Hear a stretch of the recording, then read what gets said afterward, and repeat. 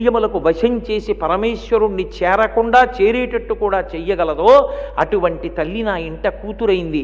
నరదేవాసుర పూజితాంఘ్రియుగళ నారాయణి శాంకరి. నారాయణి శాంకరి, శంకరుని ఇల్లాలా నా ఇంట నరులు, దేవతలు, రాక్షసులు కూడా నమస్కరించేటటువంటి పాదముల జంట కలిగిన పిల్ల ఈ ఇంట పుట్టిందని ఆ చిన్ని పువ్వుల పొట్లాల్లాంటి పాదాలు పట్టుకుని నెత్తి మీద పట్టుకుని కళ్ళ మీద పెట్టుకుని పొంగిపోయాట. ఆమె ఎందుకు కామాక్షి కామదాయిని అవుతుంది అంటే ఆమె యందు సరస్వతీ శక్తి, లక్ష్మీ శక్తి, ఆమె యందే పార్వతీ శక్తి, మూడు శక్తులు కలిగి ఉన్నటువంటి మూలపుటమ్మ. కాబట్టి ఆవిడ ఏదైనా ఇవ్వగలదు. ఆ కామాక్షి కామదాయిని, కోరిన కోరికలు తీరుస్తుంది.